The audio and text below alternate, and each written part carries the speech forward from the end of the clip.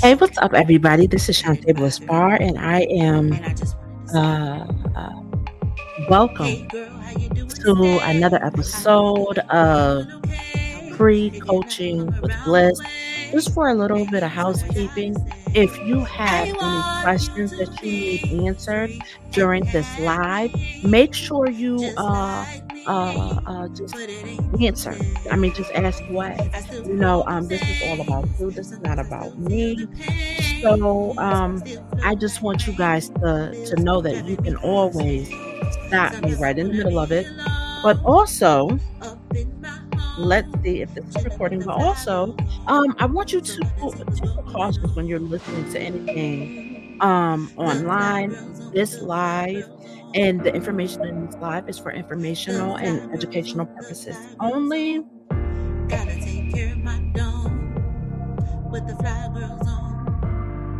Okay, let's see if okay, my audio is good. Let me get some other things prepared. I'm getting more prepared, so I'm getting more prepared. Step into the fly girl zone because you do not have to be alone. Chilling with the fly girl zone. I wrote this for y'all. I was literally scrolling through Facebook one day, and that's what I heard. I mean, I saw people like really, really upset. Okay, let's go ahead and start the show.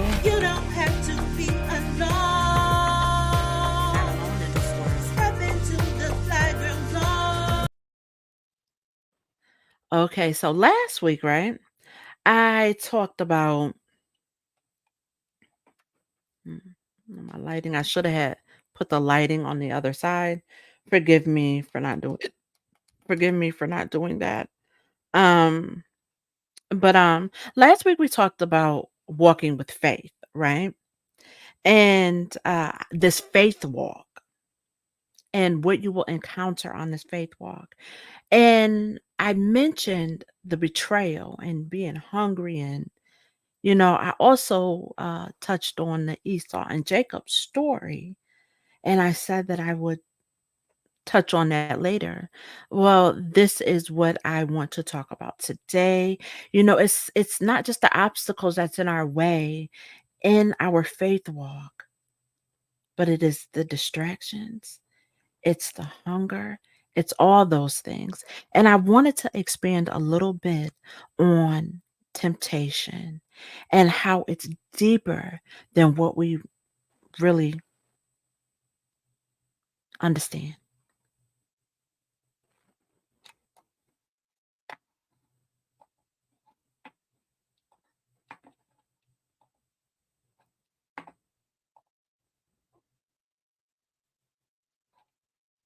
Okay, so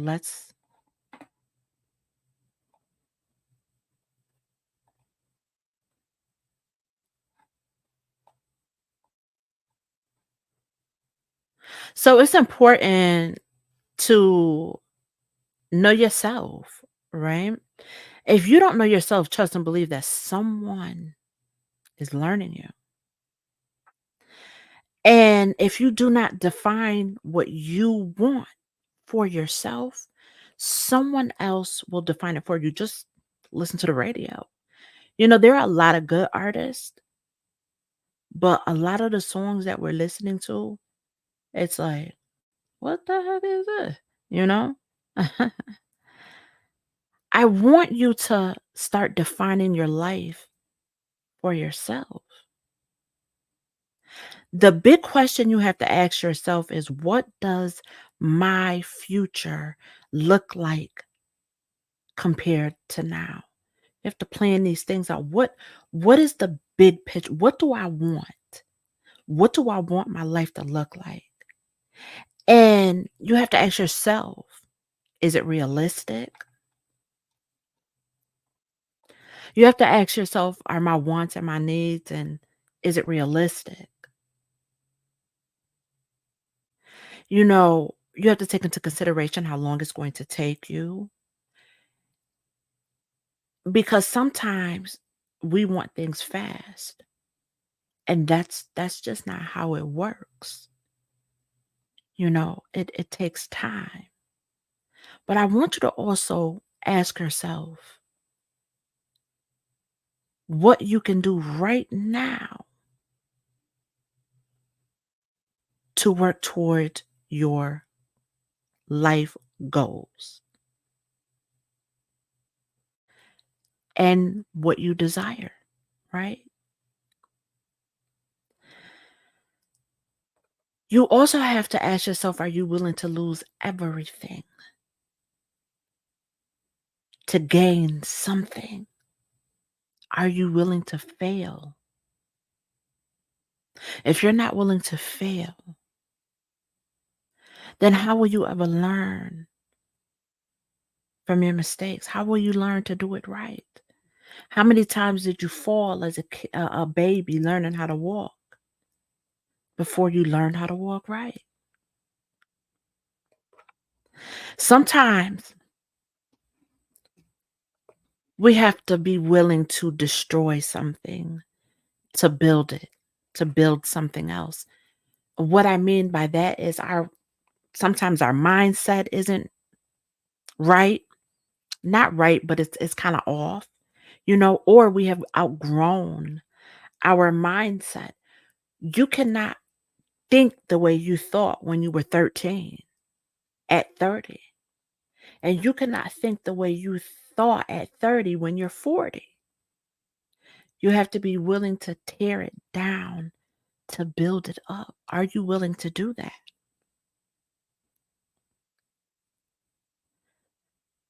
Something that is stressed in Glow Up Sis coaching is building this foundation for a house. Sometimes we like to build the house before we build the foundation, and it's not sturdy. Nothing that we have built is sturdy. So when it crumbles, it's gone, it's ruined.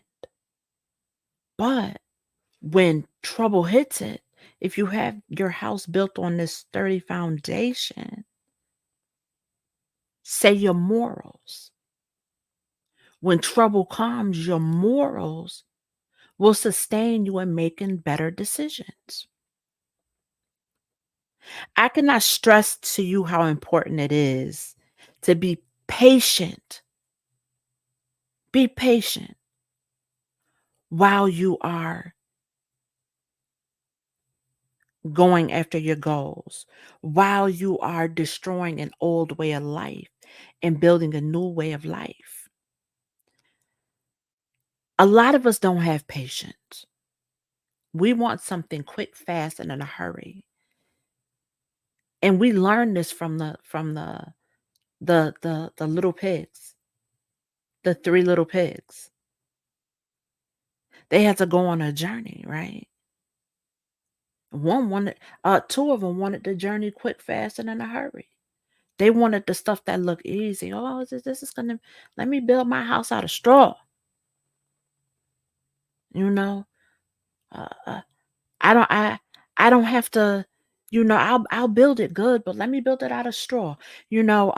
Because I don't feel like going all the way down this journey. I don't know what's down this journey, but right now I want to rest now. And here comes the big bad wolf, ready to destroy you.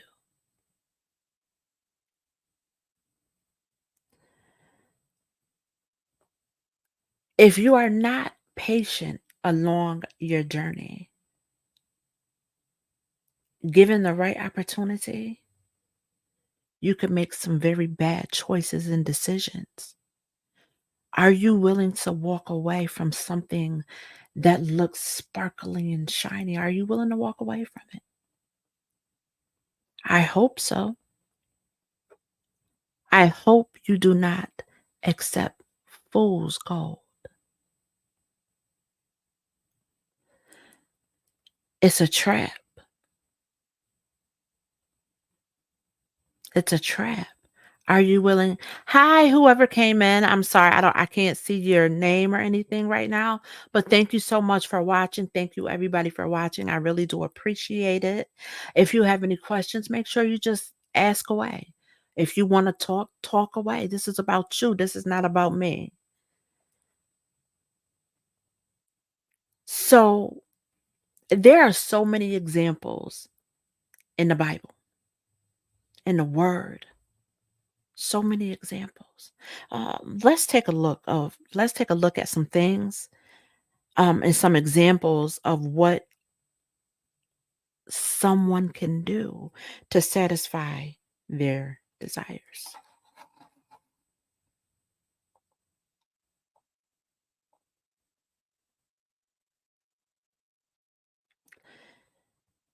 So here is the Esau and the Jacob story, right? In the Esau and Jacob story, what we find is the birth of two nations. In Genesis 25, and we find the revelation of the two and the competition of the two and how the competition begins. And if you notice, Jacob always wanted to be first, but let's take a look at Genesis 25. Let me just go to this. Let me share my screen. Let me get to it.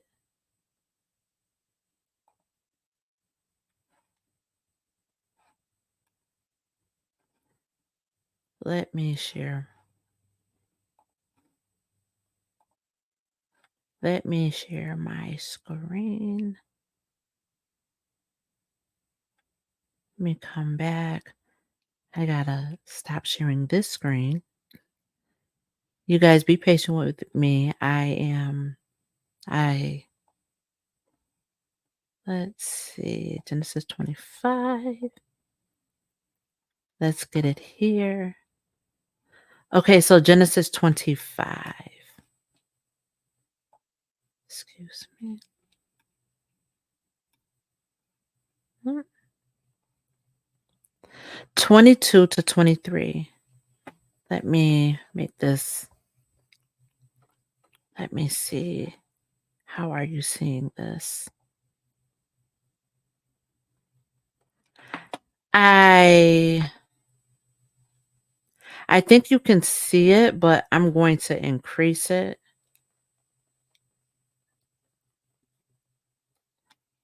so that you can see it a little bit more.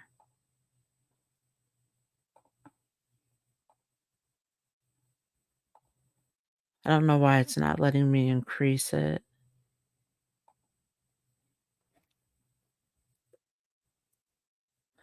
Okay. So now, Isaac has prayed that his wife prayed to God that his wife Rebecca becomes pregnant, and God answers the prayers. And in Genesis 25:22, we see the babies were jostled.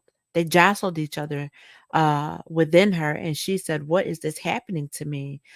And so she went to inquire of the Lord, and the Lord said to her, "Two nations are in your womb, and two peoples from within you will be separated.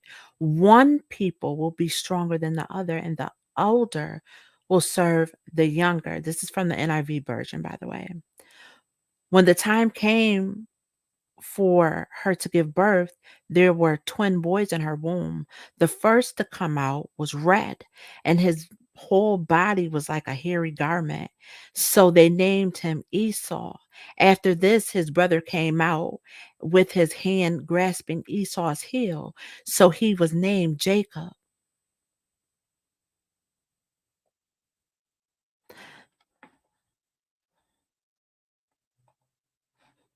So he was named Jacob. Now,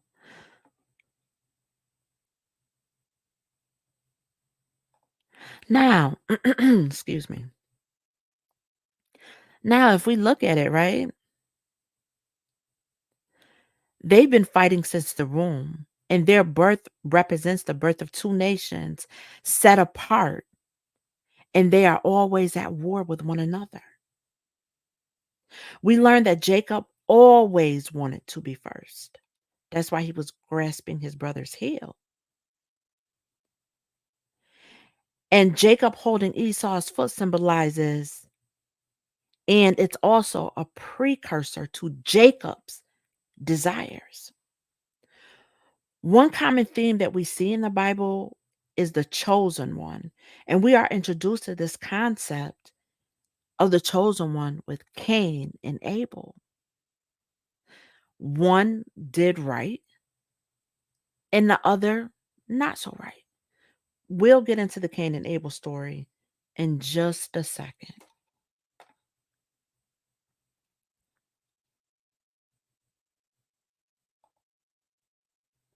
I wish there was a different way that I can move between screens, but I don't really know how to do all that yet. And so, okay. Now, let's get into the Cain and Abel story repeated. From Cain to Jesus. W- w- Your hunger. What where can your hunger lead you? What would you do to satisfy your hunger, right? So we know that Cain and Abel is the greatest example of wanting something without deserving it, right? Cain wanted the same recognition as Abel, but Cain didn't take his first fruit to God. He took time and gave it when he felt like it, right? Let's look at this and see.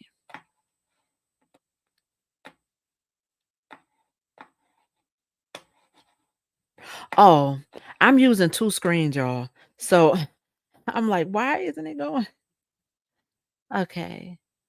So let's stop sharing this screen and let's share my other screen,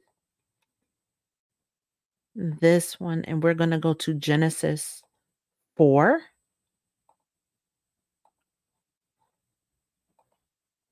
1 through 7.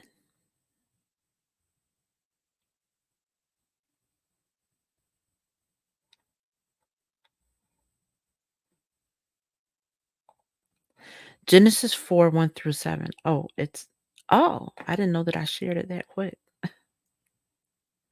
Okay. Okay. So this is what it says.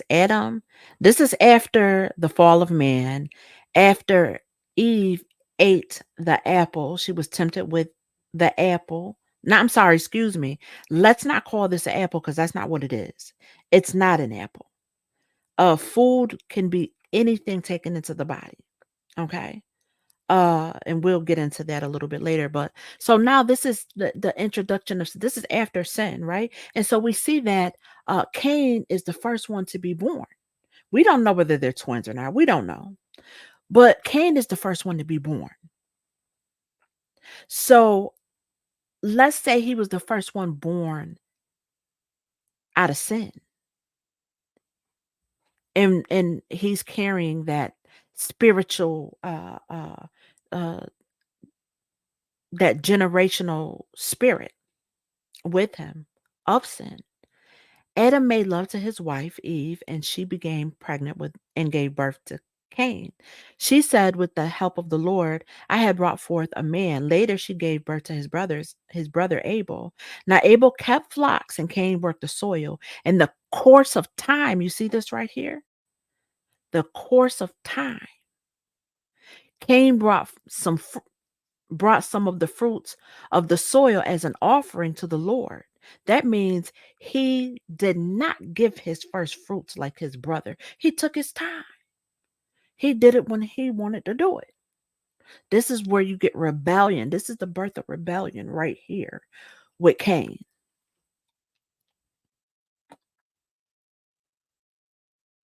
And Abel also brought an offering, fat portions from some of the firstborn of his flock. The Lord looked with favor on Abel and his offering, but on Cain and his offering, he did not look with favor. So Cain was very angry and his face was downcast. Then the Lord said to Cain, "Why are you angry? Why is your face downcast? If you do what is right, will you not be accepted? But if you do not do what is right, sin is crouching at your door and its desires to have you and it desires to have you, but you must rule over it." I actually like when it says, "Sin is crouching at your door, and and its desires are contrary to yours." So you may want acceptance, but if you're not willing to do good to get the acceptance, then you don't deserve the acknowledgement.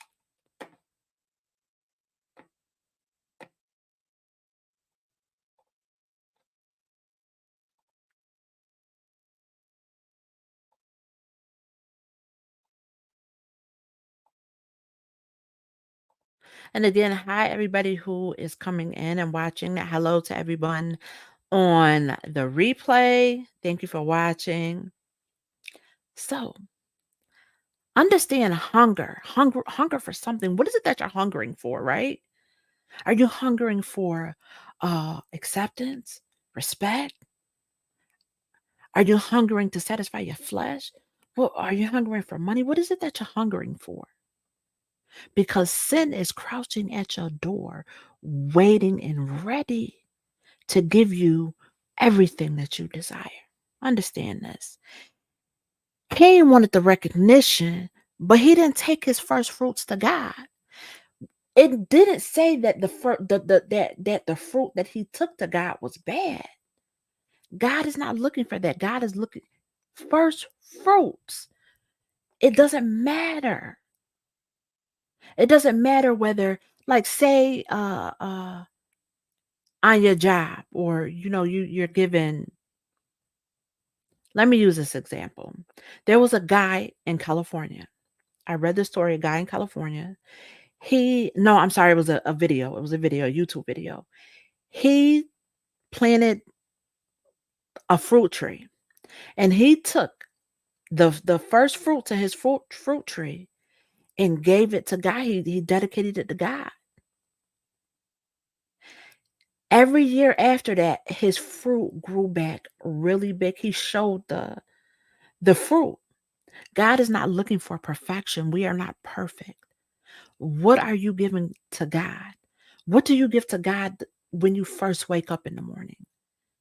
Do you grab your phone and are you looking at your phone, and then later decide that now you want to acknowledge God? And who are you giving your first fruits to?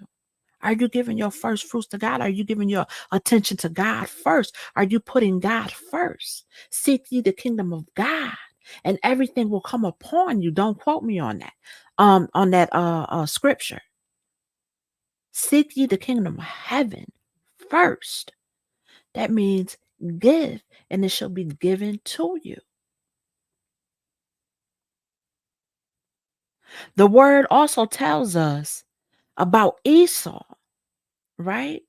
So we see that Cain wanted acceptance and respect. In order to get this acceptance and respect, he killed his brother.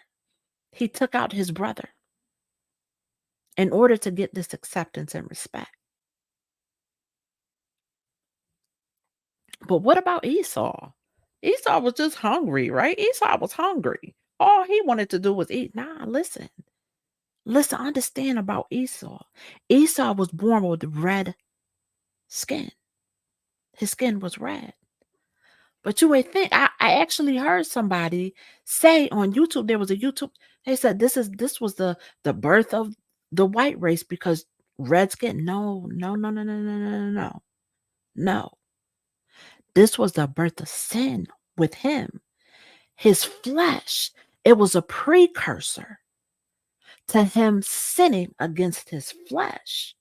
This red skin in the Bible, according to BibleStudy.org, the color red in scripture symbolically represents sin and sinfulness, godly vengeance against sinners, and bloodshed along with war.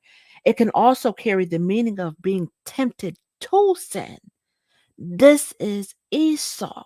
We see that Esau even married women that his parents did not approve of. He was born with red. He was born, his skin was stained. It was with sin, stained with sin. This is where the red skin comes from. Because I would think, well, God, now, I mean, red skin, and I'm thinking, and I'm thinking, and I'm thinking. And the Holy Spirit, what uh uh reminded me of the scarlet woman in Revelation. And what does the scarlet woman represent? What is scarlet? Sin. Sin. Now go back and look at this. Go back and look at this verse again. What does it represent? Sin. He sinned against his flesh. He wanted to satisfy his flesh. That is what he hungered for. So it wasn't. So, and also, right? So, right? This the thing. This is how we know that Esau was satisfying his flesh. This was his desire. He told Jacob, give me some of that red stew. Okay? That red stew. He was satisfying his flesh.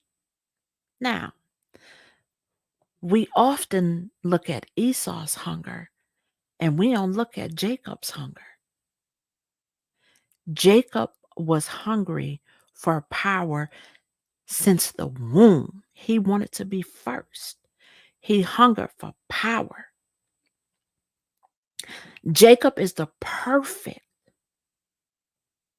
example of what you will do to get the power that you want. What was he willing to do? He stole his brother's, he conned his brother out of his birthright.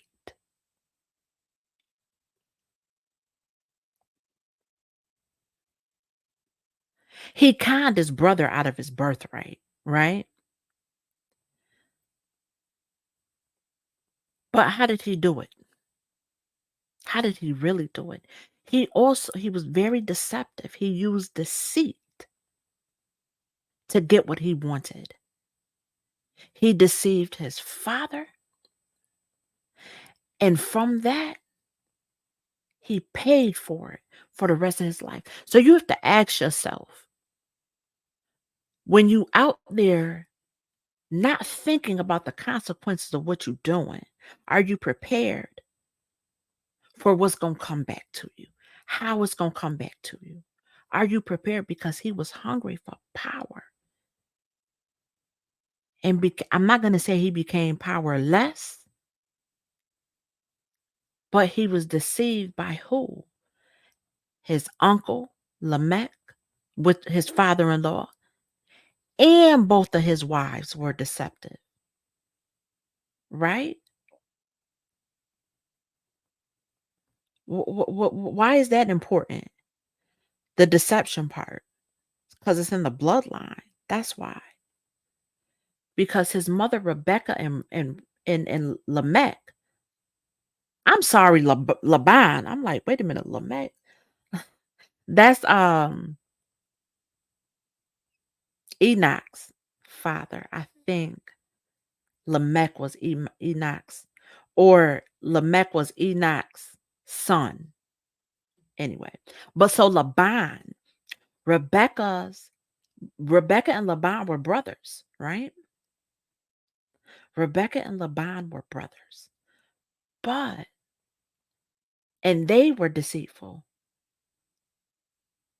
but also Rachel and Leah were equally as deceptive. And then his sons were deceptive. Uh Jacob spent the rest of his life paying for his deceit. His sons were deceptive. Reuben had relations with his concubine, one of his wives. All his sons deceived him with Joseph. Even Joseph was deceptive. We don't look at Joseph as being deceptive because Joseph, the good one, he had a good purpose. But let me explain something to you. We are not without sin, and we have to be aware of what is running the spiritual DNA running in our bloodline, right? Because he was deceptive. He was deceptive with his brothers when he saw his brothers. He also placed some extra things in his brother's bag to make it look like they stole something. He was deceptive. It was in the bloodline. It is what it is. But we also have Judas, right? We also have Judas, but what was Judas? What did Judas want? Judas wanted money. He wanted money.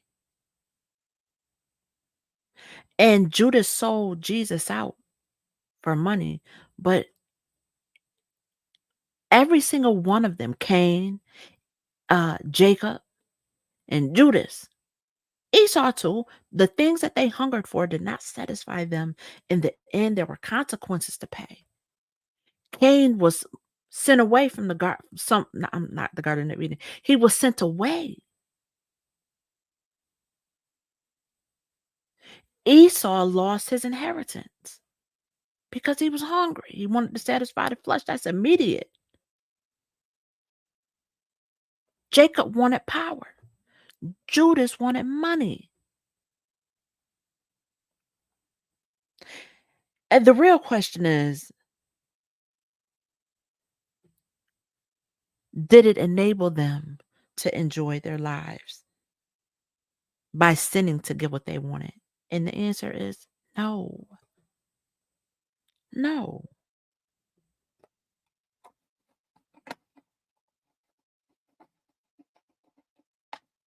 My mouse went to sleep.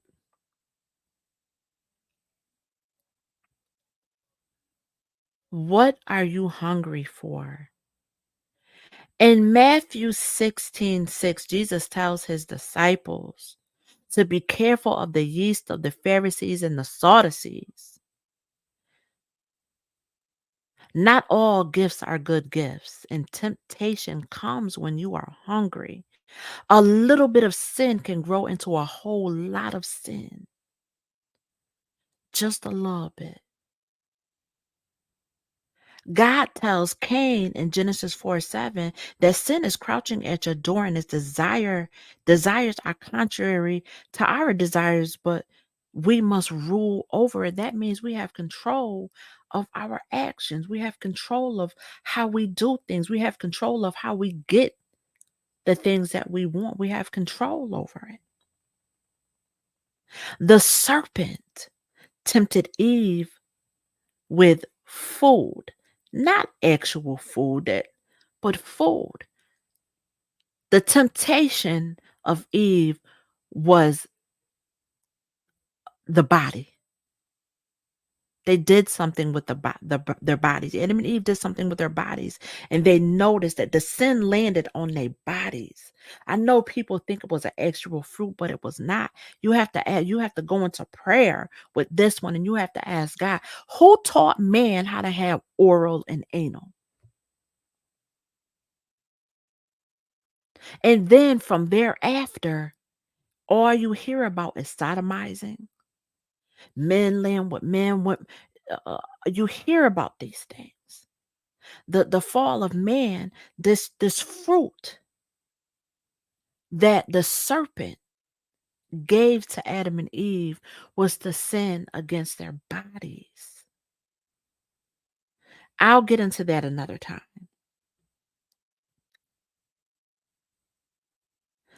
When Jesus was in the wilderness, he was alone, right? He was on his walk of faith. He was alone. He was alone and he was hungry. What was he hungry for? Was he actually hungry for food? Or was he hungry for company? He was hungry, we knew he was hungry, but what's bread? Is bread necessarily, um, bread that satisfies the stomach? We gonna go yes, it was, but we gonna go a little bit deeper with this because this is also spiritual. This is spiritual, spiritual food, and he tempted him when he desired something.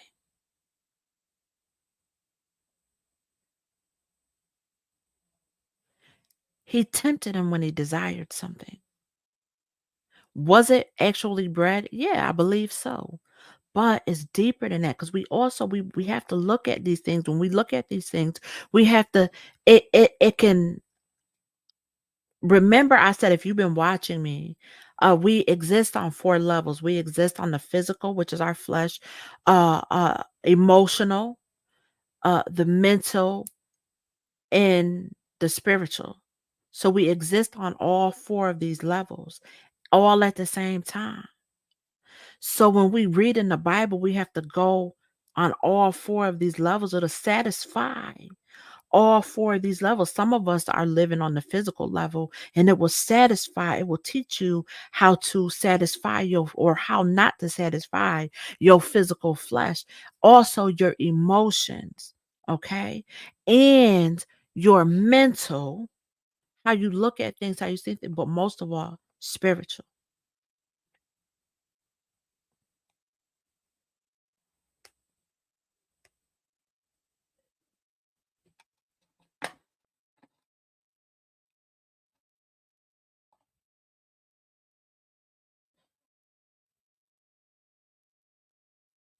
These are the main 3 things that people hunger for. That's money, power, and respect. I'm sorry. I don't like artificial light and it's dark out. Just I don't like artificial light. And I'm not lighted up over here, so it's bothering me a little bit. So y'all forgive me, please. Um, these are the things that people hunger for the most. Money, power, and respect.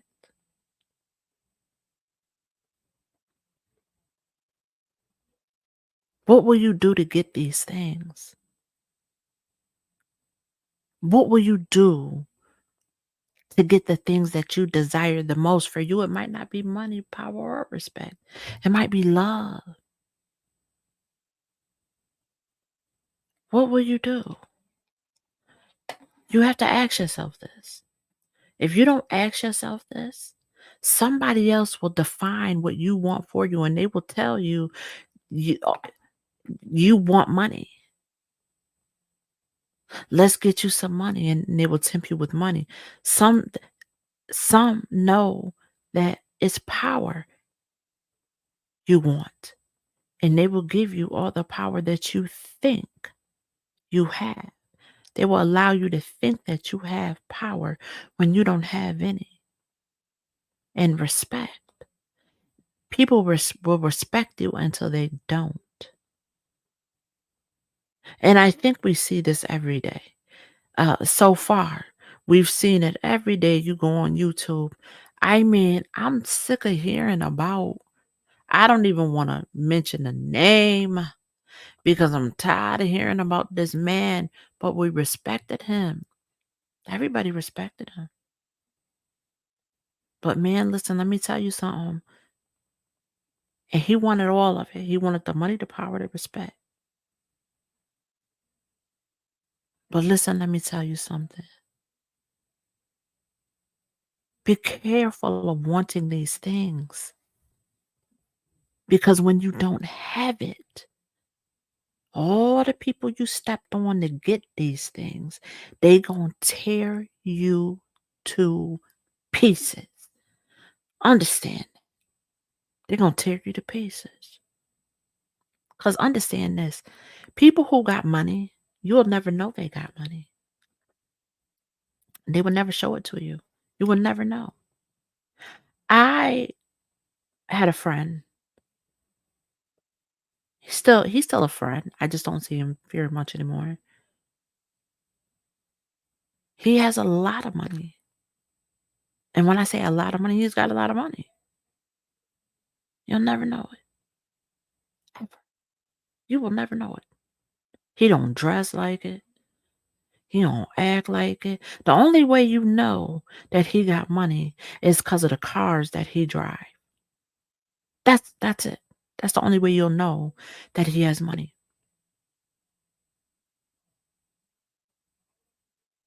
Somebody who has real power, they're not gonna show you their power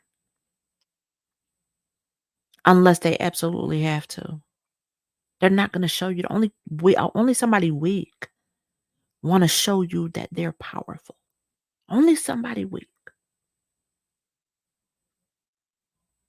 And somebody who wants respect, somebody who has respect, it's given naturally. It's given naturally. You cannot buy respect. Somebody who loves you, they love you because of you, because of your character.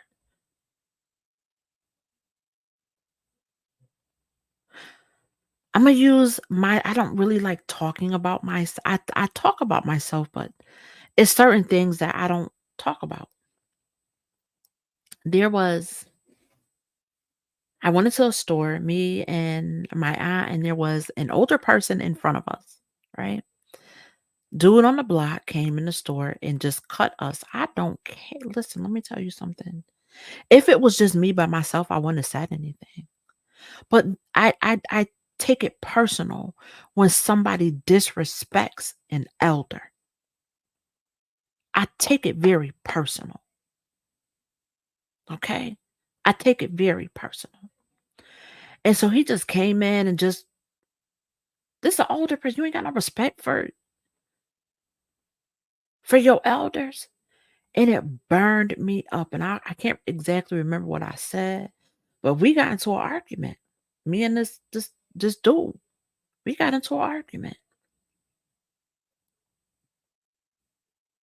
And I said something and I meant it. And I felt bad and God convicted me. I couldn't sleep that night. God will not let me rest with what I said because what I said, I meant every word. And I told him all it takes is one phone call because he threatened me first. And it was like, all it takes is one phone call. Now, when I was assaulted, assaulted, one of my friends purposely went to jail, got himself locked up so that he could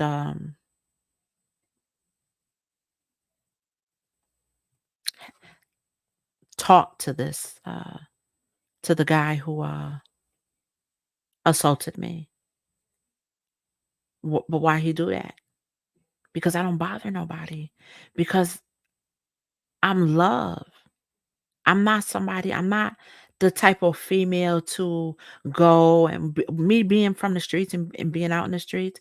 I never, I was never opening my legs like that. Nah, I ain't easy like that. I'm not easy like that. I'm not gonna sit here and say I'm innocent. Not innocent. I've been up the street and around the corner a little bit. You know, it bent just a little bit. I ain't been up you know, to the next corner. Just I've been up the street and around the corner a little bit. I'm not innocent. But here's the thing. When I was in the streets, I never disrespected my mother or my father. I never disrespected my grandmother or my grandfather. I never disrespected them. Me acting a fool, I would be disrespecting them. So I got the respect in return. I had because there were a lot of my male friends, they cried to me. They would cry out to me. And there's something about a man crying and opening his spirit, his soul, and having this soul cry, breaking down and crying, and you just being there for them. Um, it's just something about it. The relationship ends up being different, not, disrespectful. And it's very protective of me because I don't bother anybody. But God convicted me. I had to go to that young man and I had to apologize to him. I had to apologize to him. And I had to let him know you don't know who you dealing with. You better learn the people who you dealing with while you out here giving out empty threats. Because there's some people they're not gonna take what you saying as you just being mad, you know? Anyway. And he apologized to me as well. But the love that you get is given naturally. People naturally, you don't take the respect. If you're gonna take respect, somebody is gonna take it from you. You don't got to learn this from no book. You just learn it by watching people. Now, when my sister used to live in these buildings on the corner of Bissell and Salina, back in the day, this is in I want to say 97, I want to say about 97, when she moved there, you know, instantly, because I don't know, I'm just love, I don't take respect. I don't try to make people respect me or anything. But I'm going to say how I feel if somebody offends me, depending on the person who offends me. You can't just because somebody offend you, you can't just be like, you can't approach everybody because they ain't thinking with this. It's a way you approach people. I will sit back if somebody offended me. Oh, I'm feeling it. I want to say something right now, but I'm gonna fall back. I'm gonna wait till we alone because people have to save face. People have to try to make you got to understand people's reputation is important to them. Guru said it best. They do it just to get a rep. So I would, wait, especially if it was somebody loud and boisterous and depending on their mindset, I'm gonna take you to the side with, being, I'm just gonna say is in the way that I say it, you offended me. And usually it's how did I offend you? And they laugh it off. No, no, you offended me. I didn't like what you said. You offended me. And by the end of the conversation, they pouring out their whole spirit to me, crying and everything. And I be them dry, they tear crying and everything. And then I got a friend for life or whatever. They become my eyes and they become my ears. So these females in this building, I never asked. And they would, yo, I just want to give you a heads up and da da da da da. Yo, I just want to tell you, watch out for this and stuff like that. It comes naturally. You cannot take respect.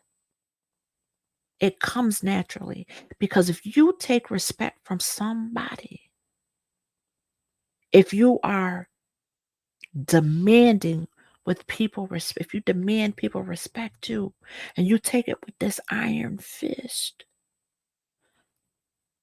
somebody gonna come after you. The perfect example is the movie Juice. And at the end, what did he say? I don't want it. I don't want that. Have it. That's somebody who got real power for real. As you use this, this is your power right here. Something that somebody can't take away from you. You understand what I'm saying?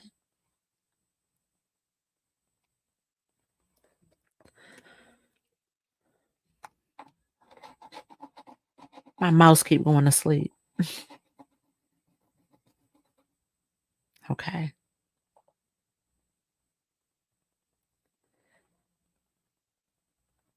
Be careful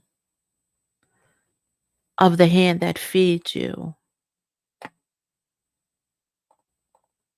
Be careful of the hand that feeds you when you're hungry. Be careful of the hand that feeds you. When you are hungry, you got to understand ain't nothing for free. There's ain't nothing, don't nothing come free. There's always something that, you know, always something. Somebody was, I thought they was doing me a favor, being kind, right? I ain't gonna mention no names. I don't mention names. The next thing I know, they want a favor, but they don't want a favor. They want a favor. They want it, and it wasn't happening with me. I don't know who you think I am. I don't know where you get away with this stuff from, but you ain't never got to do me another favor, ever. Okay. The thing is I never asked for them to do me a favor. I never asked for it. Be careful of the hand that feeds you when you are hungry. Don't You can't accept food from everybody. Understand this. Let me explain something to you. Let me give you a story of my temptation.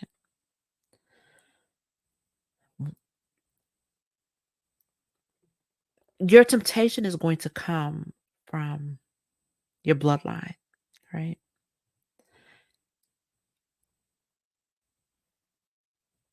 So here's the thing.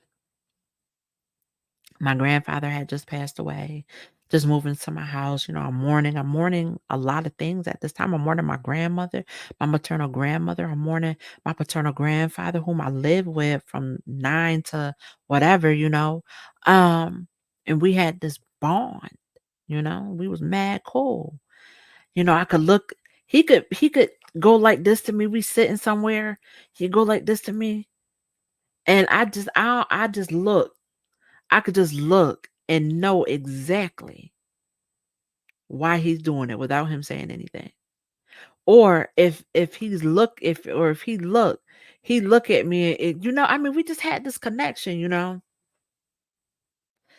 And so he ended up passing away. And I'm gonna try to make this as quick as possible because this is a really long story.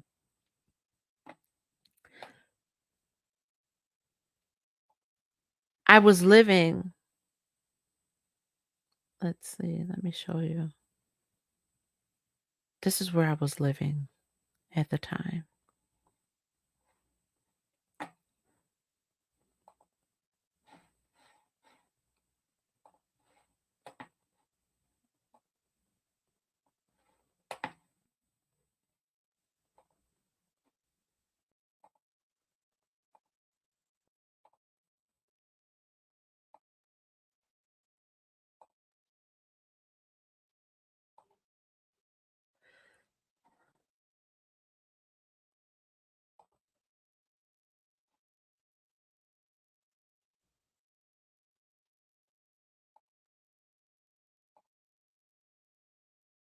This house, that red house, let me show you.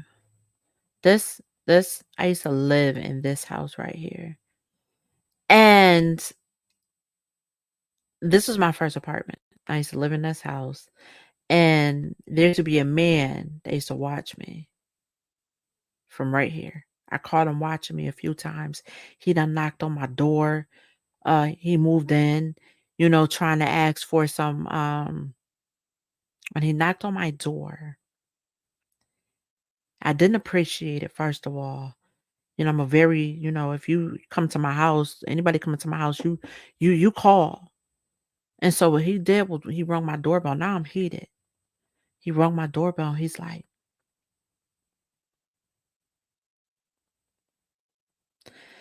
he said, I just moved in. I I just moved in and I don't have anything to clean my apartment with. And I was wondering if you had any cleaning supplies. And I'm looking at this man like,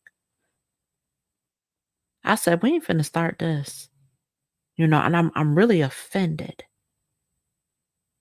Cause how do you move into an apartment with no cleaning supplies? Then if you move into an apartment with no cleaning supplies, you just don't clean your house. I don't know who you think you're trying to get over on, or what you trying to do. So I said they got cleaning supplies at the Dollar Tree for $1. Fabuloso. Okay? It cleaned everything. And so that was that, I think that was it.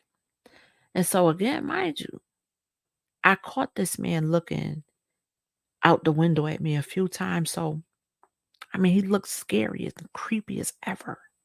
Okay. So I walked to the I'm smoking weed like crazy at the time because I'm mourning and I was self-medicating. So let me speed up a little bit. But so I walked to the store one day, right? And I'm gonna show you. I'm gonna show you exactly where I was. I had to go through a little some cuts to get to the store though. So I had to go to the cuts. I had to go through the cuts to get to the store. So I won't take you on my path to the store. I just want to show you, right?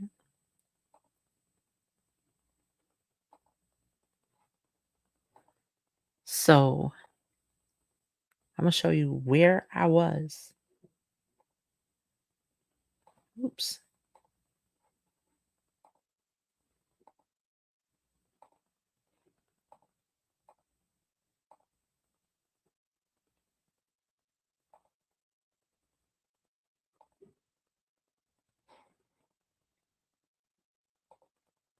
Show you exactly where I was in this vicinity. So, this area is kind of known for drugs, right? So about right here, it's this area right here. I'm just walking, la la la la la la la. You know, I walked to the store to go get me a Dutch. And I got about right here. There's a car coming from this way. And if you know, you know. But the dude riding in the car, he a drug dealer. He took off his hat and put it back on. And I'm not. That's not me. I probably look like one. It doesn't matter what I look like at the time because people don't understand that a lot of times you see some females walking up and down the street. And you just think they're walking up and down the street and they in regular street clothes. I mean, they in regular clothes, jeans, some sneakers, a regular, coat or whatever.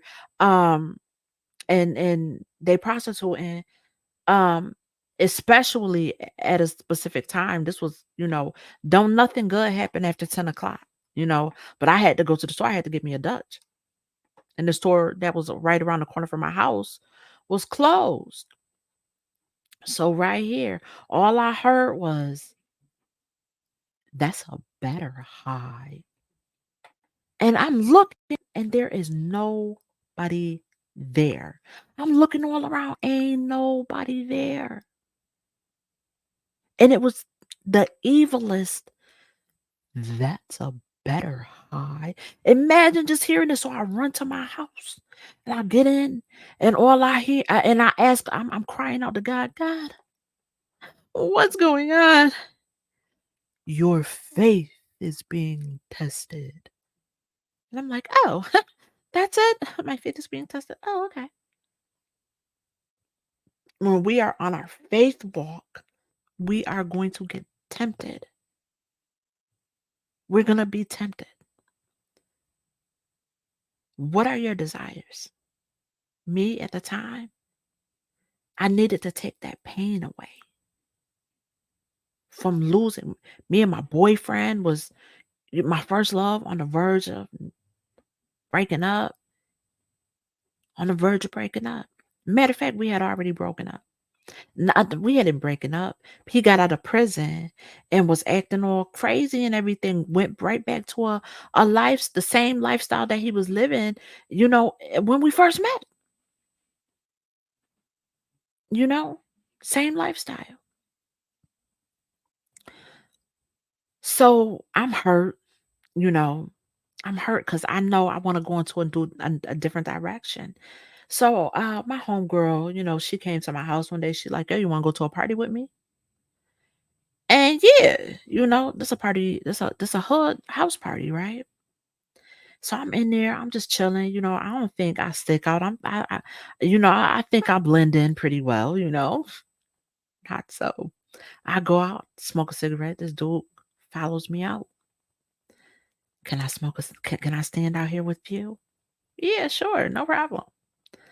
And so we talking. Well, it wasn't really like that. I'm saying, yeah, no problem. It was just like, sure. In my head, it's like, I'm being real sarcastic in my head because I mean, like I can really be like, nah, you know, this my territory right here, and I don't want nobody standing. Anyway, so we started talking and everything. I ain't really in the mood to talk to this dude or nobody, but he talking to me and he want to take me out, and I'm really telling him, I'm here with somebody else. My homegirl, she can come too, cause he want to take me to breakfast, and I'm like, okay. First he told me I don't belong in there. What am I doing in there? I don't belong in there. And how not? I'm just like everybody else. And so when I agreed to go to breakfast with him, he points to a car. He said, "You see that car right there?" Oh yeah, I'm like, that's nice. Yeah, yeah. That's my car. My gosh. One of these, another one. And so fast forward a little bit, me and him, we end up, spending some time together. He's at my house one day. We laying in the bed. It's early in the morning. Ain't nobody brushed their teeth yet. We just laying there. And so I had these cabinets in my bedroom, and they was way up high. You couldn't get to them unless you got on a ladder, right? He's like, "You see them up there?" Yeah. He wanted to hide kilos in my house. Kilos. He was a transporter. Um, he was a transporter. And I don't have any money. I got money. I just got enough money to pay my rent. I don't have no food in my house. He had to go buy me some food. I don't have any food in my house. Uh, and he's like, "I won't sell it out your house. I just want to keep it here. You ain't got to pay no rent. I'm going to give you money. You ain't got one for nothing." All of this was very tempting. I just thought about it. But then I also thought about that jail time. I said, heck nah. Nah, nah, It was very tempting. It was very tempting. It was very tempting. What did I need at the time? I told you I had no food in my house. I didn't have cable. I didn't really need cable. You don't need cable. I don't watch TV anyway. At the time, I was watching TV. I was young, it was in my, mid 20s,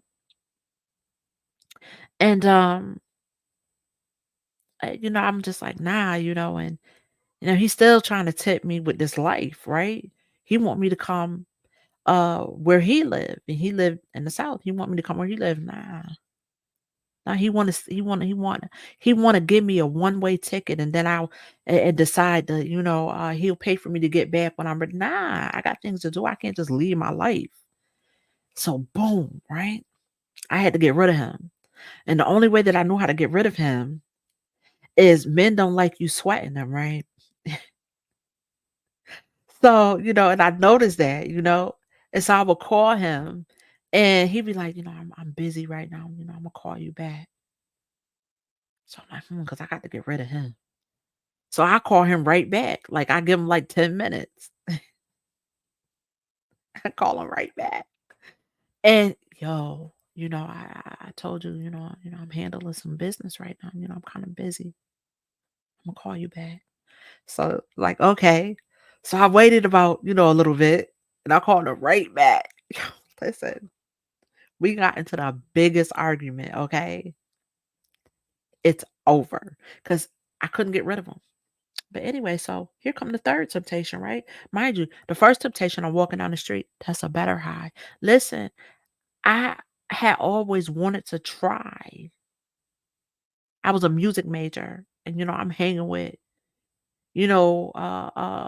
people, different kind of people, different ethnicities and stuff, and, it was big, people, that candy, and so I always wanted to try it. I never could. I was with one of my friends, and I tried mushrooms with him, but I only tried one, and it didn't affect me because he was acting all crazy. He was acting crazy, yo. I mean, I'm riding with him. This is after one of our classes one time. He was like, "Come take a ride with me." I'm taking a ride when he was. I get in the car. He was like, "You want some shrooms? You want some shrooms?" And I'm like, "Yeah, I want to try. I'll try one." Yo, word to everything I love. We on our way back. And he's laughing like, "You see that over there?" And I'm like, "See what?" He said, "The purple hills." I'm like, "Lord, please get me back to school, please." But anyway, so, we would hang out. And so one time I said, "Yo, you know where to get some?" Because I know where to get it, but they would never have given it to me. They would have laughed at me, and they not laughed at me, they would have sat me down and talked to me and lectured me, you know? So it was just like I couldn't go to them. So I had to go to, and he was just like, "Yeah, I can get anything." So I'm like, "Yo, give me this." And I'm really thinking I'm finna get it. And he brings me back some a good grade, a bud. I mean, I ain't never seen a bud like this before. No seeds. I mean, real good. But that isn't what I wanted. But it was just like, okay, it ain't meant for me.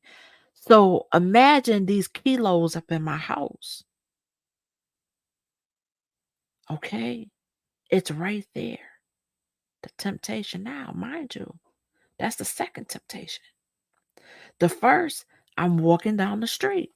I'm right here. I'm walking down the street. I'm walking down the street now. And I hear that's a better high. After a drug dealer rides by me, lift up his head, put it back on his head. That means he got that work.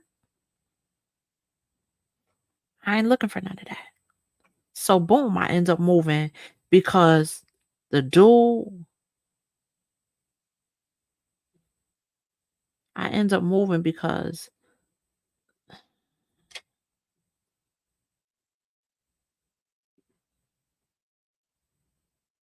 I want to show you. I have to show you this.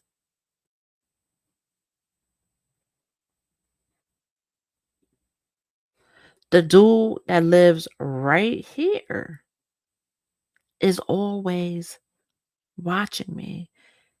It be in the middle of the night watching me. I start having reoccurring dreams that he's attacking me from behind, and that's exactly what he wanted. So this ladies, watch out, be very careful. You live by yourself.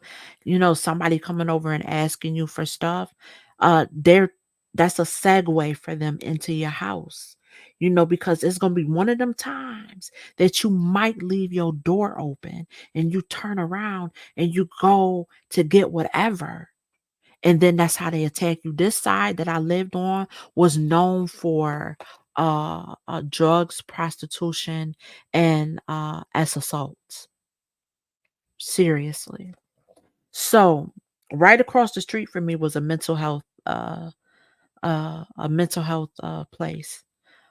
So it was all kind of, I don't want to say, it was all kind of people dealing with different issues that was over there and stuff. So but so now, right? Let's I'm gonna show you. I end up moving. I had to move because the dude is getting a little, he done, came to my house again trying to sell a vacuum cleaner. Okay. It's just like, dude, Joe. I mean, he's just that's not why I moved because of my landlord. My landlord was coming in and out of my house without me knowing that my sister was staying with me one time. And yeah, she was staying with me.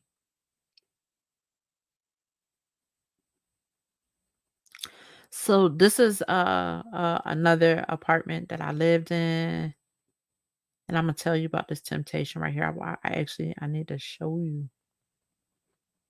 I need to show you. So I want you to see the parking lot. This the street. This the building right across the street from where I used to live. I'm showing you for a reason. Let me turn this around. I'm showing you for a reason. This is my my bedroom window. This was my bedroom window. This is my living room. And on this right here, this was another window. This the window that I looked out of. I'm finna tell you. There was a police car right here, a police car right here. There was a paddy wagon right here. There was another police car that was parked somewhere over here, but there was a police that was all in the street, right? So I'm looking at this. Well, I go to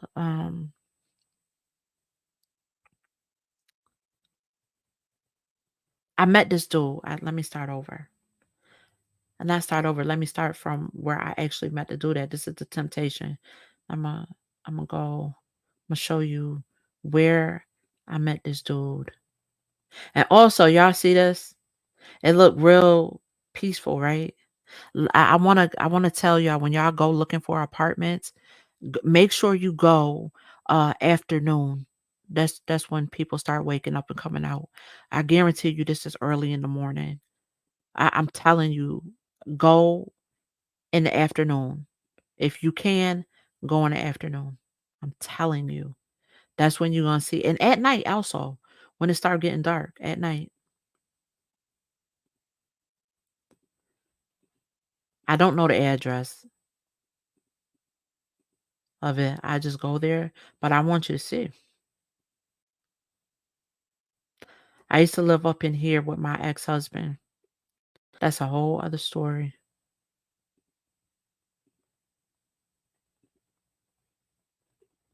Make sure when you go looking at apartments that you go, because they'll want you to come in the morning. You don't want to go in the morning. Nah, no, don't go in the morning. Go in the afternoon. Go in the afternoon. Mm, okay, it's right here. Wait, no, it isn't. It is, but I wanna. So I'm at this store right here, and there's a car that's parked right here, right next to this car, where this car was, and I'm parked over here. And so I go into the store, and I noticed this dude in the ad, and I look, I'm like, he kind of cute. So when I come out with um uh a Arizona green tea and a Dutch. And he said, I do what you do. And in my head, I'm like, so, because how you supposed to answer to that? So I go to my car. He's like, come here for a minute. I don't do those. I don't do those. What was I hungry for though? Company, you know, uh, company, so a little bit of entertainment.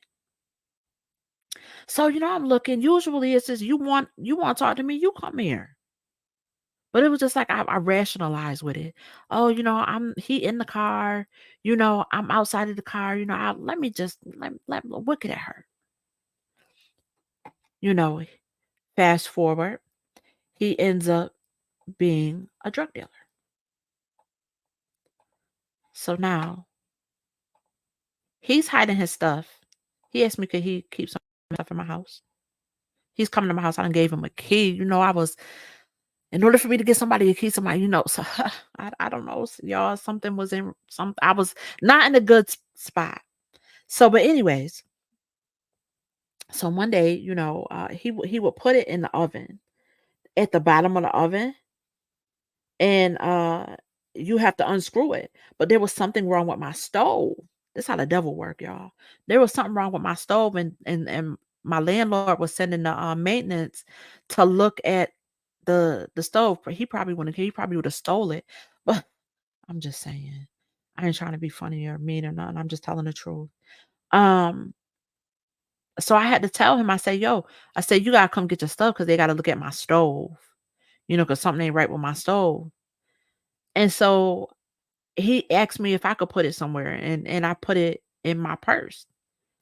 And after the man leaves, I'm finna roll me a Dutch. So I take so there was just this how the devil worked. This is a temptation. All I hear is just try it. Nobody's got to know. Who's gonna know? And if you don't like it, don't do it again. Because understand, when the serpent comes to you, the serpent comes as a whisper. He come with help, thinking he's there to deceive you and into believing that he's coming to help you and that he's not coming to harm you. And if you do the etymology of the word serpent, it means whisper. So now all I'm getting is nobody's got to know. If you don't like it, don't do it again. Now, understand this. The spirit of addiction runs through my family, all right? You have gambling, drugs, alcohol. I'm not going to say which side. Doesn't matter. But the spirit of addiction runs through my family. It's in the spiritual DNA. So it's been studying my family for years. All it needs to do is get me because I have something. Let me tell you something. When I tell you the devil worked overtime, but listen, let me get to this. So I don't put it in my weed. I done rolled it up. I have it to my mouth. I have the lighter lit. All I need to do is blow in. All I hear is go to the window. This the window I go to right here on this side right here. Yo, listen, let me tell you something. Ain't nothing but police car. There's there's a police car here. There's a police car parked right here. And I want to say there was another one about right there. Listen, it's a paddy wagon right here. It's police in the streets, lights and everything. Nobody, you can't tell me that my building ain't finna get busted. The whole building. I ain't trying to be funny or nothing. Look at this building. There's a man standing right here in front of this window. He could, you don't know. I don't know what he's standing out there for. I don't know. But I'm just saying, you don't know. It looked. I thought it was a nice building because I went there. I went there, even though I used to live down the street. I used to live in the buildings that's in the back. Um, but when I just I thought this was the nicer part up here. And so when I came here, I didn't, look, you see, look at this. You see that this is all nice and everything. The lawn is all nice and everything, So you think this is a nice apartment. And they really do have nice apartments in there. And it was everything included. I got a 2-bedroom for 6 something. Okay. I jumped on that. Only one of my friends came to visit me and he said, "What the heck made you want to move up in here?" He said, "This a dope building." Okay. So now I'm thinking everybody in the building finna get busted. I don't know who on drugs, who's selling drugs, and I don't know. I just know I'm paranoid now. I'm looking at this 8 ball. This I don't know what an 8 ball is. All I know it was in a baggie, with some rocks in there. It was my first time ever touching the stuff because my friends would not let me touch it. They didn't want me to be around it. When stuff got hot when I was in the house with them, they would send me and my friends away. Um, so now I'm looking for places to hide it. But then also what's going through my head, if I hide it in the flour, they're gonna take the weight of the flour and they're gonna say I had this much and that's not true. Okay. So I said, nah. So I had this big thing of Vaseline grease. I dug my hands in there, put it in the Vaseline grease, and I said, okay, the dogs ain't gonna be able to smell through that. And I said, no, but what if they can? So I took it and I flushed it all down the toilet. Okay. I flushed it all down the toilet. Once I flushed it all down the toilet, that feeling went away. That feeling of me wanting to do it, that temptation of me want the temptation that the devil, the serpent went away. But let me explain something to you. He'll always come back. What do you desire? What are you hungry for? And he will also attack you with your purpose because he knows why you're here. He's going to attack your purpose. See, what happened with me is he used people, the people that I was close to, friends, some family members. It is what it is. They may not like me saying this, but it's true. If you didn't want me to start talking about it, you should have never did these things. I mean, lying on me. When I say lying on me, I mean, nobody ever confronted me with nothing. But I'm a very observant person. I know when somebody is watching me. You understand what I'm saying? Just lying on me. I know when somebody watching me. Okay? Let me explain. Let me give you a scenario. One of my friends who I hadn't seen in a long time, because I ain't in the streets. No, I wasn't in the streets, you know, um, and he moved, but he was a transporter. They just could never catch him with it. Um, they could never catch him with it. They could never catch him. They still ain't caught him with it to this day. I'm just saying. And so I saw him. I gave him a ride somewhere. These people followed me. I mean, I know when detectives are following you. These people followed me for, I want to say, a month or more. Okay. So now I'm aware that I really can't hang with a lot of people because I'm in something that I shouldn't be in. I shouldn't be a part of your investigation. I don't sell drugs. But now, because I know some people that I know that they see me, or if they're watching, if they watch, they follow me from him. I know that they see who I'm around and they think that I know something and I don't know anything. I don't know anything. So now they see that I'm around. So it make me look like I'm a part of a criminal organization and I'm not. But that's not it because I can't say for sure. Can't say for sure. But if they could have got me on anything so that I can give up these people and what they think that I know, they can get me on that to try to entice me to tell something, you know? Who who who can the devil use? Somebody close to you, right? Somebody who hungry for power, hungry for recognition, and will lie, cheat, and steal and do everything that they can to get it. These are the so-called people who I call my friends. I had to fall back and try to figure out what the heck is going on. Because I'm a really good person. I ain't never hurt nobody, never tried to hurt nobody, never wanted to hurt nobody. But I had to forgive them. But the thing is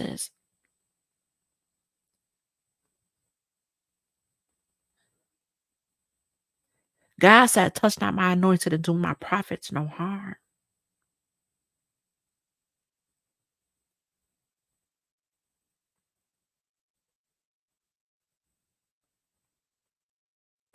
That's what God said. And everybody who came after his prophet, he had to show them.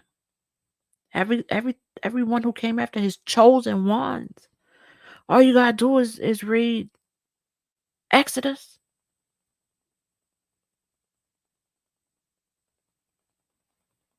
You got Elijah, because I have to Elijah. It don't end up being good. And I would never say it's I could name 10 separate people right now. Some of the things that they said and they've done to me.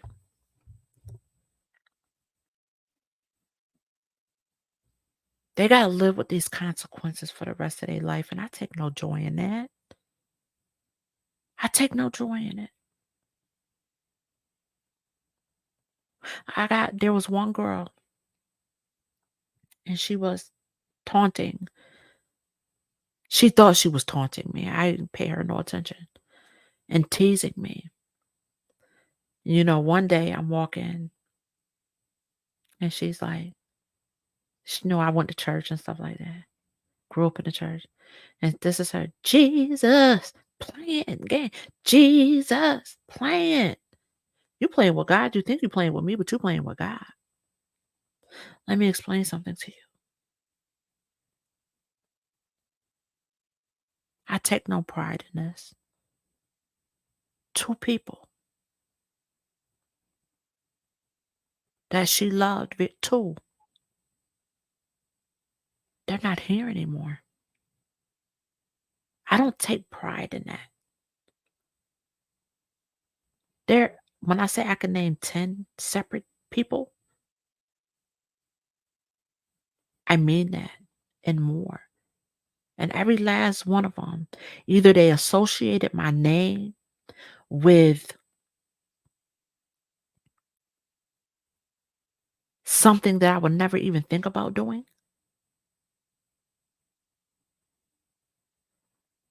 or they lied on me,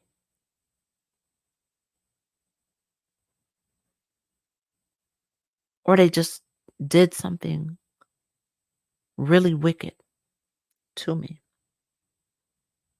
for no reason.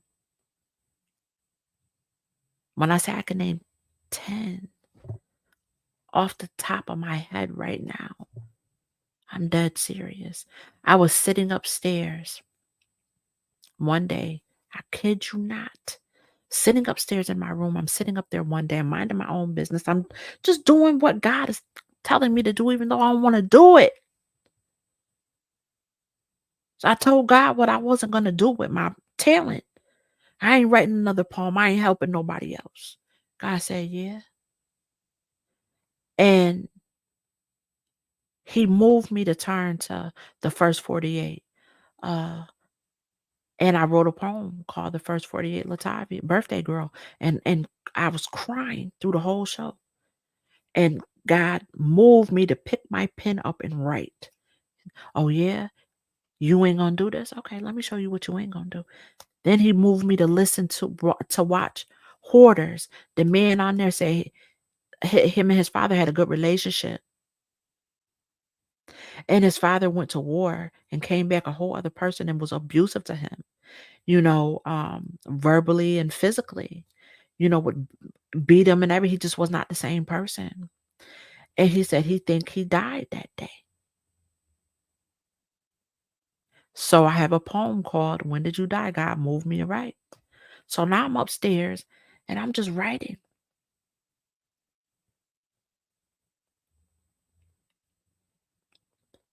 I kid you not, I can't explain this. There was nobody up there with me. I cannot explain this. And it's like out of thin air. This obituary just, it's like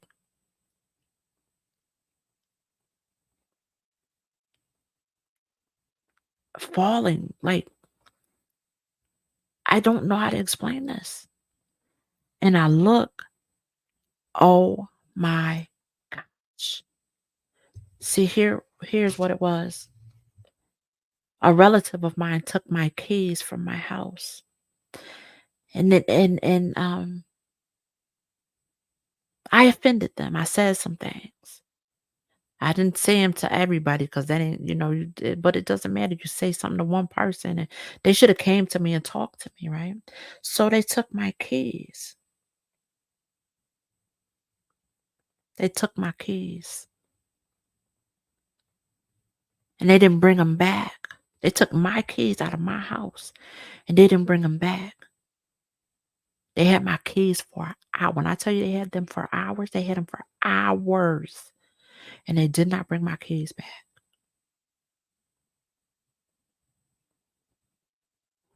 I was in 3 car accidents after that. 3. All within 2 months of each other. Imma say all within 3 months of each other, but I wanna say 2. Back to back to back to back, like that. My car got totaled. This the obituary that just appeared out of thin air, I'm not playing. There was nobody up there with me. And it was just like, let me see if I can, like, I kid you not. Like, you see this paper? It was like you can't let me try doing it with this. It's like that out of thin air. It's an obituary. And it's one of their relatives. It's a relative of theirs. And they got into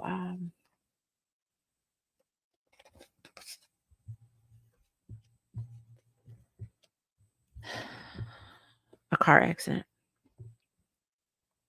Um, I don't take any pride in this. What is it that you hunger for? And are you willing to pay the consequences by the way you get it?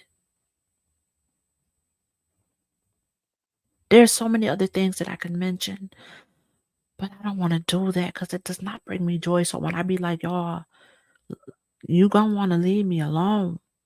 Stop. I've done nothing to you. If I said something to you, be woman enough to come to me and talk to me and tell me. That's the worst thing. That I'm a guilty person. Like, so if I'm guilty of something, I wear that. And so, I address it. So coming to me would have been all the payback that you needed to tell me about myself.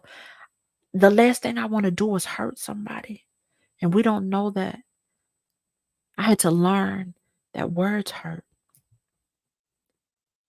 but the consequences, it's are you hungry for revenge? Are you hungry for money? Are you hungry for love? What are you willing to do to get it? And are you willing to pay the consequences?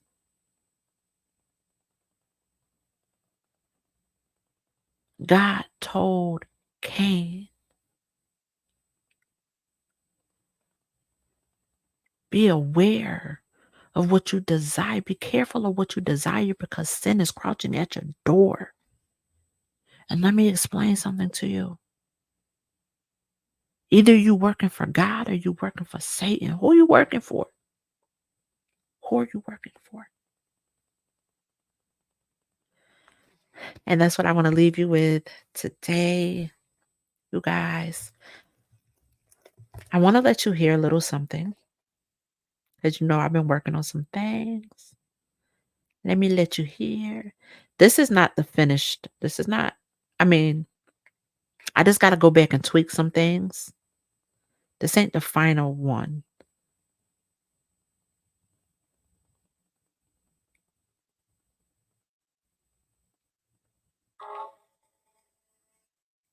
This is called Where Heaven Lies. And I don't want you to think, oh my gosh, that's blasphemy. Why is she saying that? If you don't value your body as a woman, then people will take advantage of it. You'll give it away to anybody. So listen to this.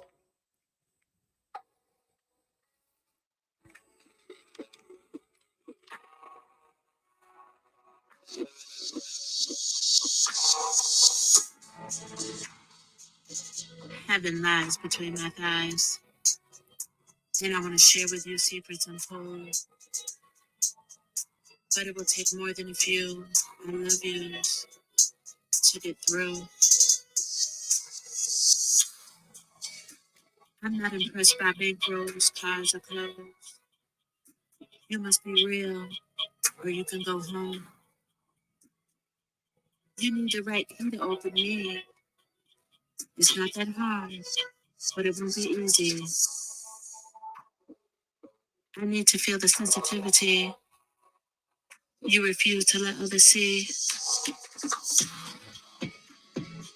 You must recognize you're in the presence of a queen. My piece of heaven is a house you can call a home. And if you play your cards right, I'll share with you my throne. Think of all the things we can do. Find comfort, safety, and love, to name a few. But first, you must get through. Love ain't easy.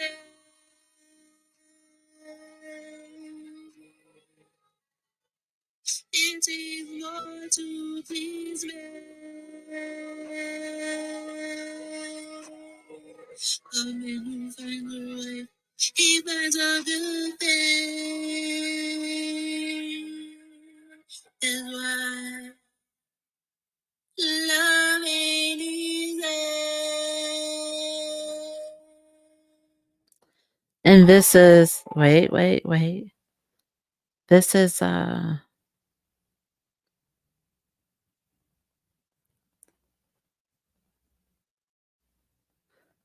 actually trying to find.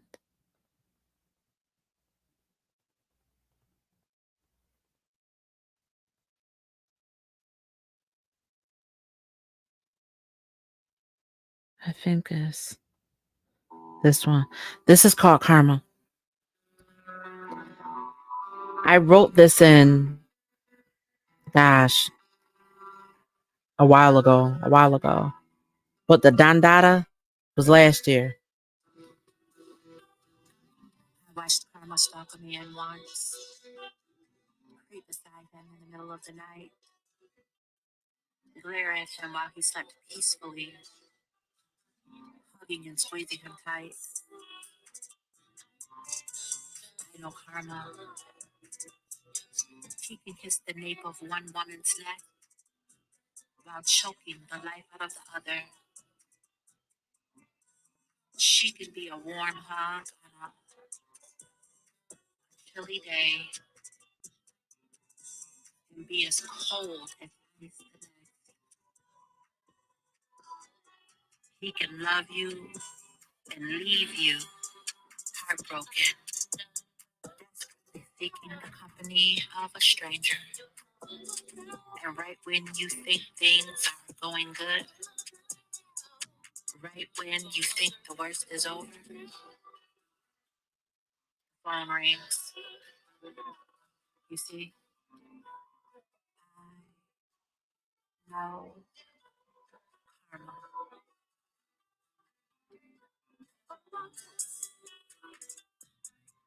Seen her lurking like the resurrection man robbing graves in the middle of the night. And I respect his power. That's why I watch what I do. And that's why I watch what I say. I only want good karma coming back my way.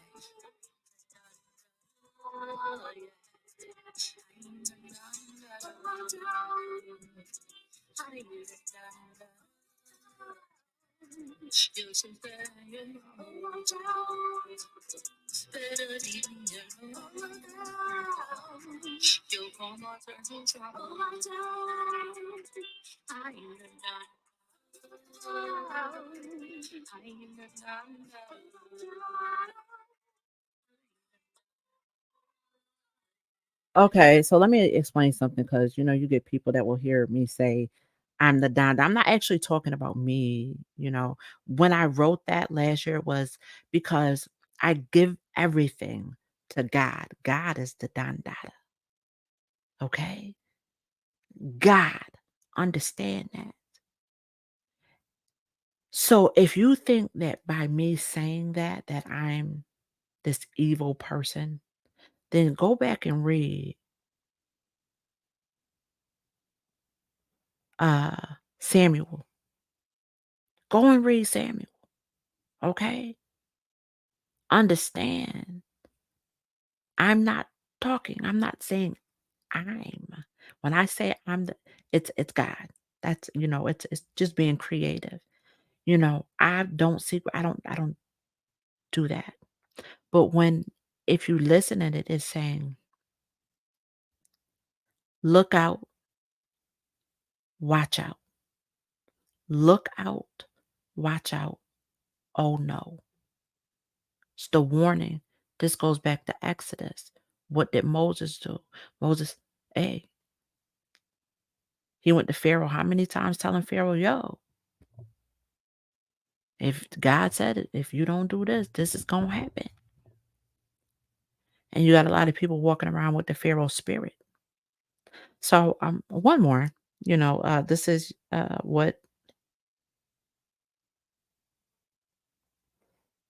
one more, one more. Let's see.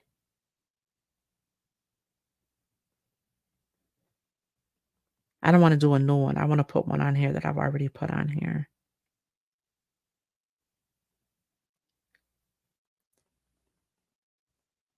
Let's put Ladybug. This really happened, y'all. It really happened. There was a guy, he put a ladybug on me.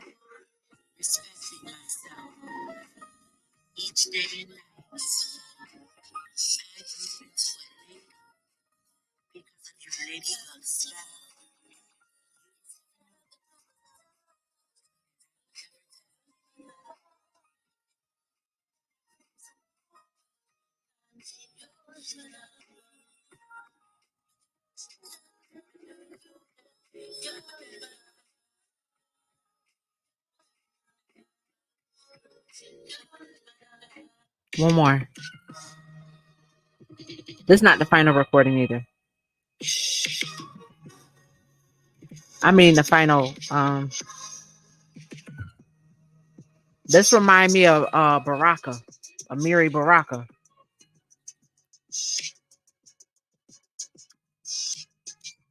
The delivery of it, I should say.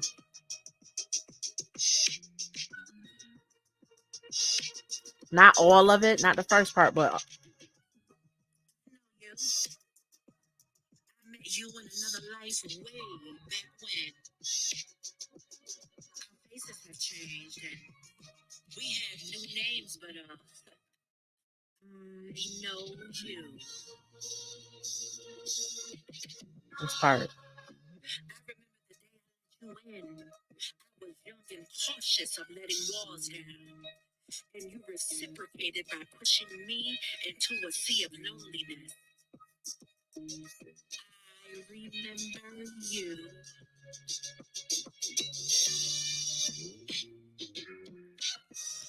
Remember late night phone calls had you wide open like drawbridges. When you placed your fears in my bosom and we talked about wanting a happy life. Remember the spark of electricity that flowed between us when our fingers touched. Was it love or was it lust? Make believe or pretend because you turned my world inside out and loved watching me suffer.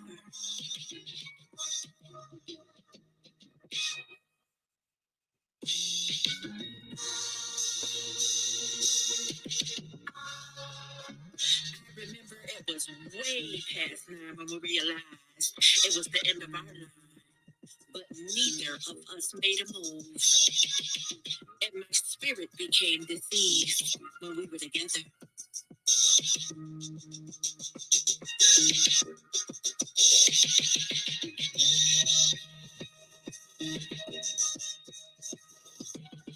Now you understand my position? Why we can't be lovers or friends? Why there really isn't much to say? I still remember you from back in the day. I wrote that because one of my exes, my 4 year, he got in contact with me through a friend, and I think he was drunk. You get the drinking, you hear a song, and the memories come back, and you start, reminiscing on the good times and stuff.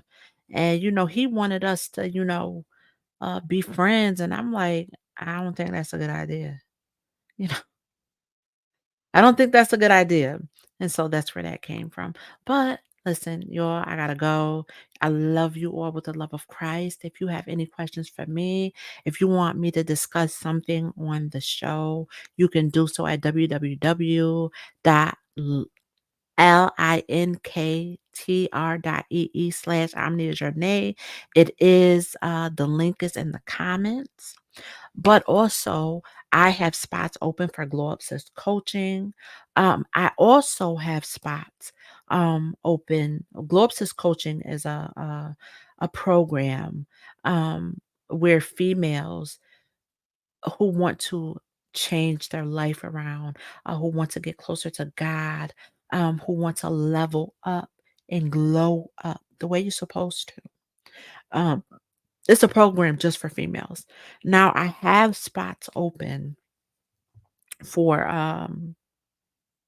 healthy mindset coaching as well. If you have a loved one, if you or your loved one is going through, I would really say your loved one, it's really geared towards your loved one. But if you need the help, I'm willing to help you too. But it's a program for people who have loved ones that are involved in the mental health care system, whether they are in a psychiatric ward or whether they're just going to get appointments or whether they've been diagnosed. And you need to understand, and you want to understand what they're going through, and you want to uh learn how to advocate for them, because you don't want them just to be their diagnosis. Because if somebody who was diagnosed with schizophrenia, they're only going to see schizophrenia when they look at that person. So you want to learn how to advocate for your family member, but you also want to learn how to take care of yourself. You know, things that you can do to help your family member. The main thing that you can do is take care of yourself. Learn about their disorder and keep an eye on them, but take care of yourself. But I have spots open if you're interested. You can contact me on my website, which is I am going to let me put the banner up. Yo, my mouse be falling asleep. I don't like that. Let's see.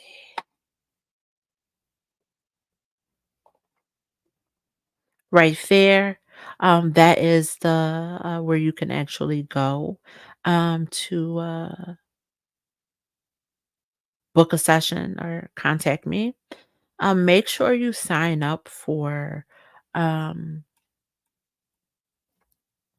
make sure you sign up for, Fly Girl's own newsletter, and you can do that here. If you are interested in cash apping me, I'm not asking for this, but somebody contacted me and wanted to know how they could send me something. This was a while ago, and I just wasn't. It was like I don't really need anything, But if you want to, this is totally up to you. You do not have to. You can go ahead and you can use the Cash App, which is Fly Girl at Fly Girl Zone. But make sure you sign up for the newsletter there. You know, I promise not to bombard your email with newsletters or unwanted things. I promise not to spam you. Okay. I love you all with the love of Christ. Honor your mother and father. Love your sisters and brothers. Be kind to your neighbors, but most of all, you gotta honor, love, and be kind to yourself. Peace.